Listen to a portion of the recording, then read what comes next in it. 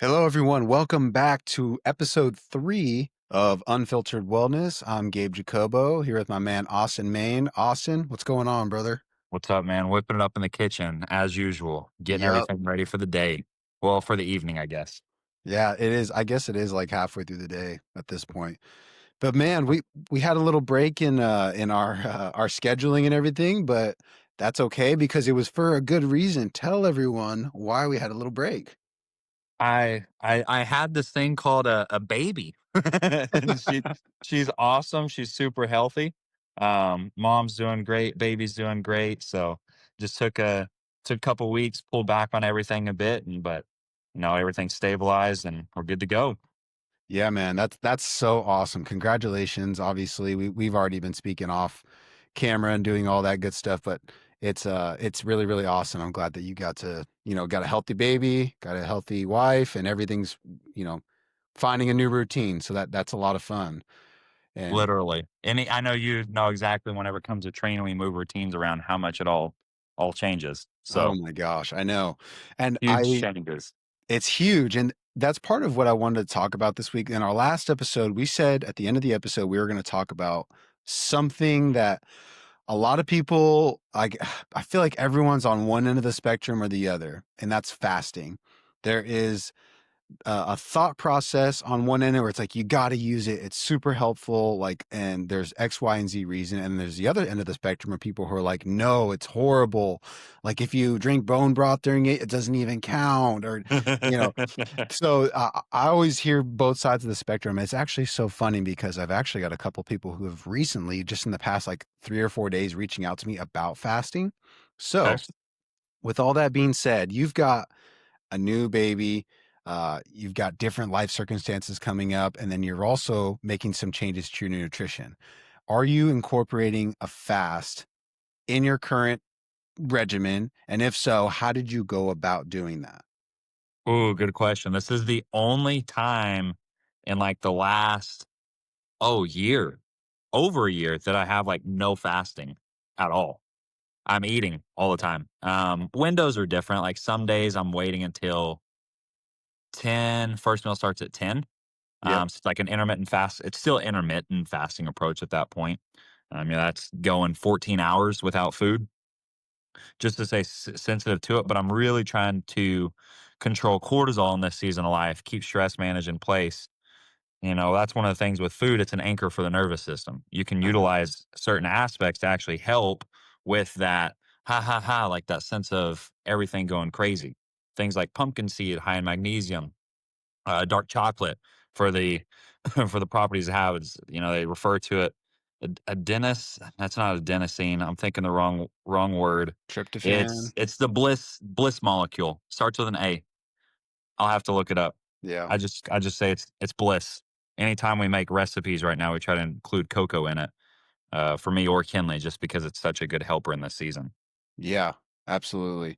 And that's the reason why I wanted to jump right into asking you that question is because let's back up a little bit. You and I have been working together for over a year, and we started incorporating fasts a little, after some time of working together. But I personally, like, my fasting once a week right now is, it's rooted. I love it.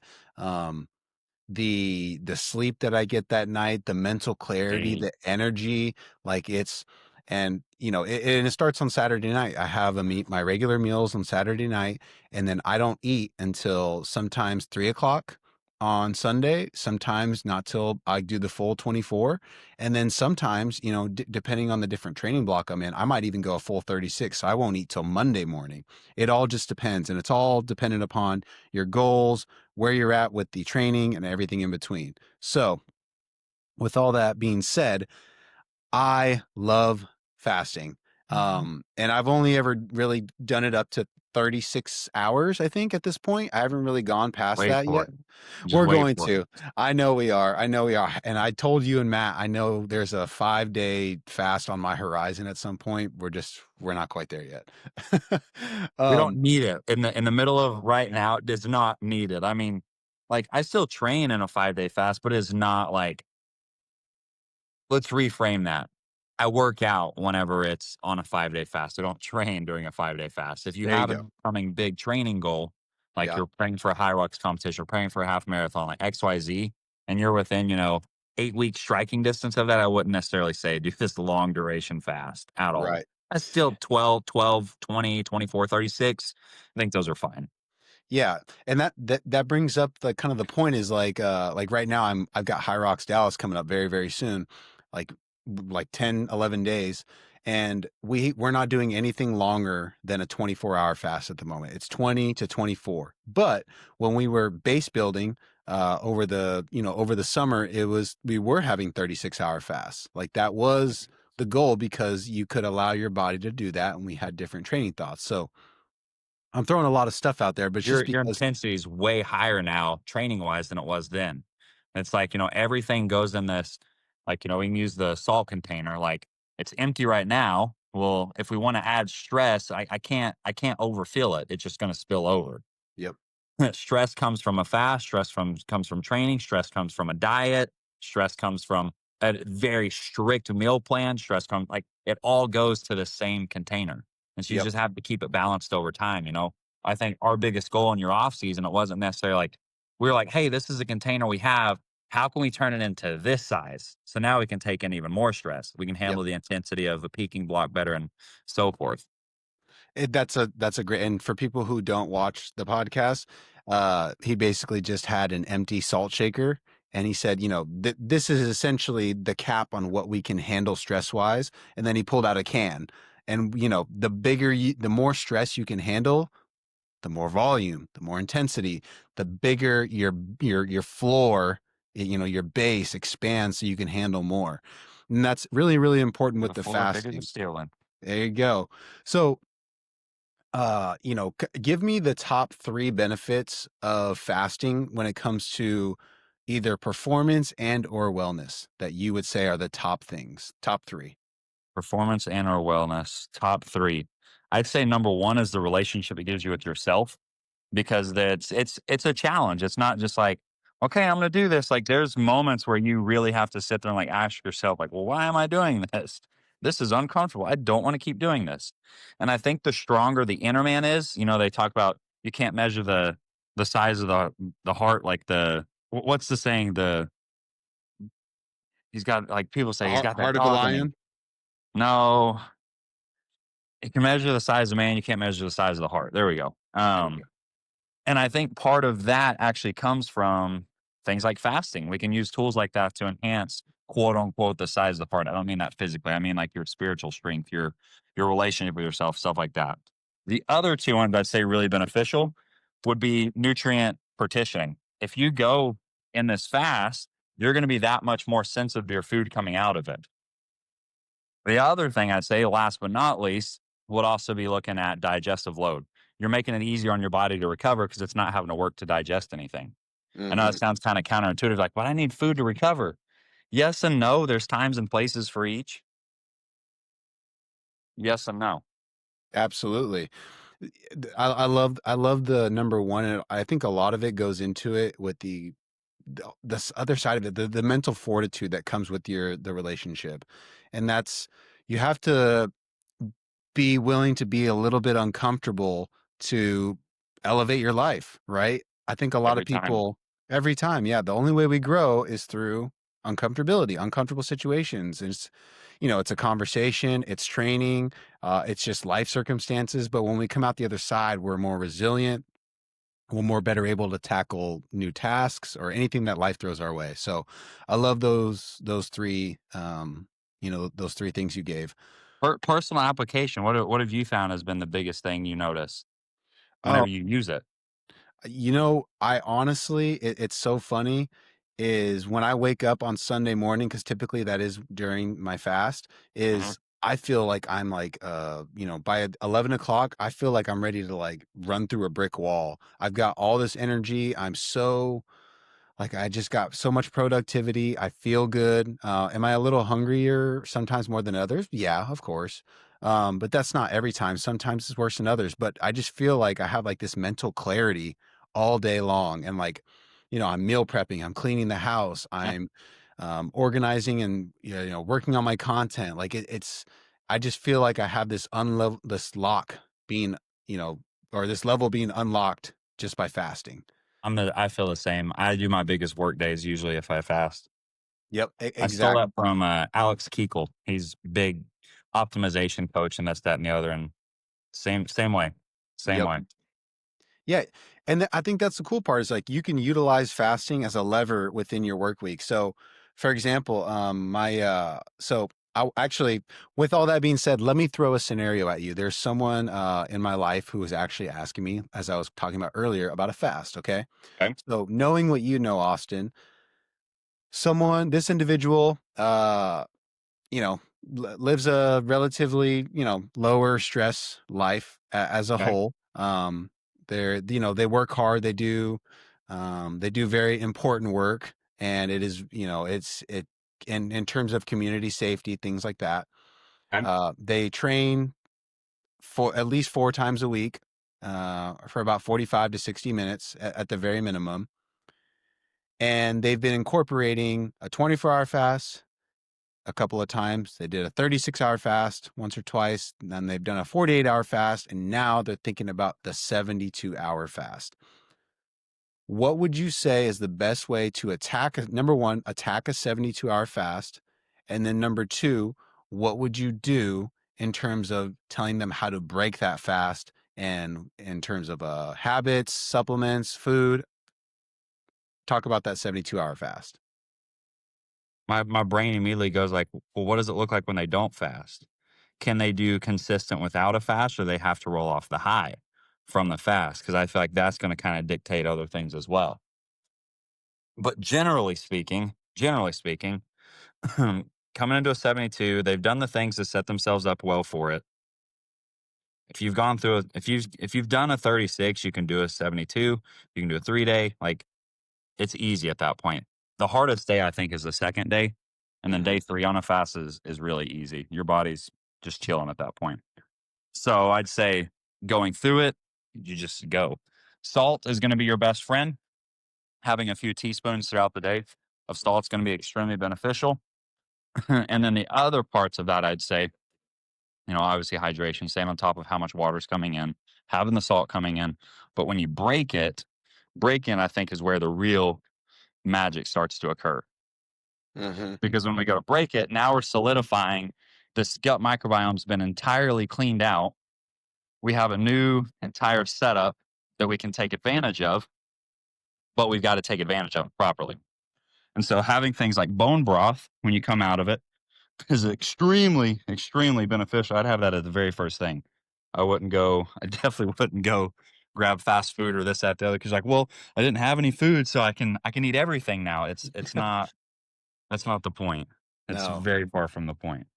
And so I'd say bone broth and then just nutrient dense foods that are easy to digest. So things like chicken, specifically chicken breast, a little bit of avocado. Wouldn't need a whole avocado. It's a lot of fats coming back in the system at once. But generally speaking, you're going to have easy digestible protein, easy digestible carbs. You're going to have some bone broth. So, like, my favorite meal would be a little bit of bone broth, a little bit of white rice, a little bit of chicken breast, a little bit of avocado.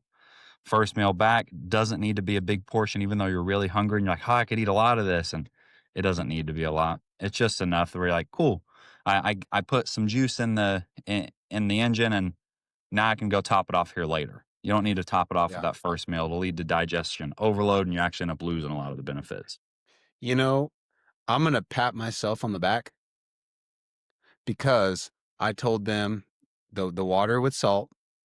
I said break the fast with bone broth, and I'd say sip it over a 15 to 20 minute period slowly. Just sip it, and then give yourself about 30 to 45 minutes before you actually introduce food again. I said white rice. I said you could do chicken breast, or you could do, or instead of the chicken breast, if you don't want that, you could do tilapia or cod.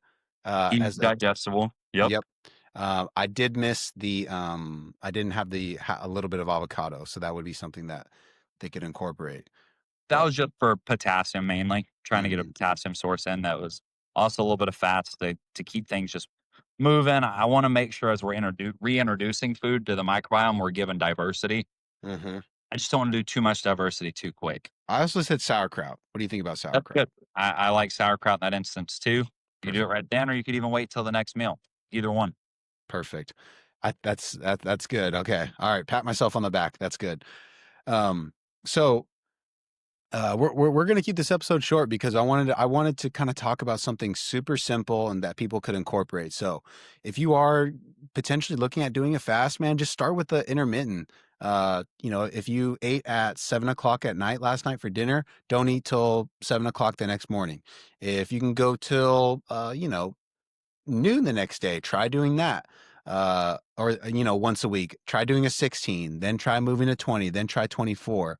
The goal is to reduce the stress on your digestive system because eating food and digesting food is stress.